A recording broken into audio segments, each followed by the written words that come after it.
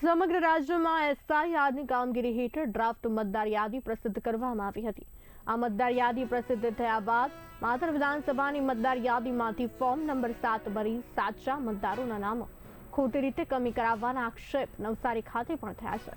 જે સંદર્ભે નવસારી જિલ્લા કોંગ્રેસ દ્વારા બેઠક યોજાઈ હતી।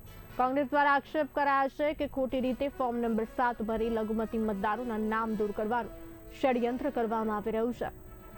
કોંગ્રેસની મળેલી બેઠકમાં સમગ્ર મામલે ગાંધી માર્ગે વિરોધ કરવામાં આવશે। લોકશાહી વિરોધ ભાજપ કાર્યવાહી કરી રહી છે અને સાંખી નહીં લેવાય તેમ પણ કોંગ્રેસના નેતાઓએ જણાવ્યું હતું। કોંગ્રેસે ચૂંટણી તંત્રને અપીલ કરી કે ફોર્મ નંબર 7 સંબંધિત તમામ અરજીઓની નિષ્પક્ષ અને પારદર્શક તપાસ કરવામાં આવે અને સાચા મતદારોને કોઈ અન્યાય ન થાય તેની ખાતરી કરવામાં આવે। આજ રોજ નવસારી શહેર અને જિલ્લા કોંગ્રેસ સમિતિ દ્વારા મુસ્લિમ સમાજની ખાસ સભાનું આયોજન થયું હતું। આયોજનનો મુખ્ય મુદ્દો એસઆઈઆર બાબતે જે મુસ્લિમ સમાજના નામોને જે ડ્રાફ્ટ મતદાર યાદી પ્રસિદ્ધ થઈ છે એસઆઈઆર અંતર્ગત જેમાંથી નામ કમી કરવા માટે ભાજપે જે ષડયંત્ર રચ્યું છે અને જે Bharatiya Janata party form number 7 નો દુરુપયોગ કરીને કોઈ પણ પ્રકારના પુરાવા વગર એને જે બીએલઓ ને કહો કે ઉપરલી અધિકારીઓને મતદાર જે નોંધણી અધિકારી છે એને આપ્યા છે અને નામ કમી કરવાના જે પ્રયાસો થઈ રહ્યા છે એની સામે મુસ્લિમ સમાજમાં ખૂબ રોષ છે।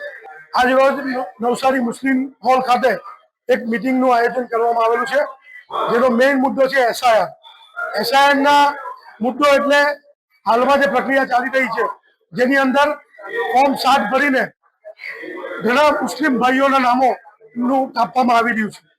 તો આ જે અસમંજસનો માહોલ જે ગેરસમજનો માહોલ ઉભો થયો છે તો એને સમજ આપવા માટે આજે આ ખાસ મીટિંગ રાખવામાં આવી છે અને હું મારા તરફથી ખાતરી આપું છું કે અમે આ એસઆઈઆર ની અંદર એક પણ મુસ્લિમ ભાઈઓનું કે એક પણ જેની પાસે પુરાવા છે એનું એક પણ નામ કપાવવા નહીં દઈશું। ફોર્મ નંબર 7 એ પ્રક્રિયા ભારતીય જનતા પાર્ટીનું મોટું સ્કેમ છે અને એ મતદારોના મત અધિકાર છીનવવા પૂરતું સીમિત નથી।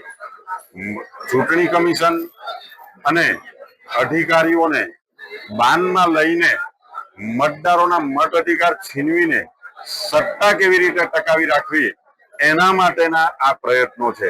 કારણ કે એમને ખબર પડી ગઈ છે કે એમનો ભ્રષ્ટાચાર કેટલાય વખત બેરોજગારી અને આમ જનતા જે રીતે ભારતીય જનતા પાર્ટીથી પીડિત છે ત્યારે અત્યારના માહોલમાં લોકોને ડરાવવા માટે અને ચોક્કસ એક વર્ગ કે જેને મત અધિકાર જેમના છીનવીને કોંગ્રેસ પાર્ટીને સત્તા પરથી દૂર રાખવા માટેના આ એમના ભયંકર મોટા પ્રયત્નો છે।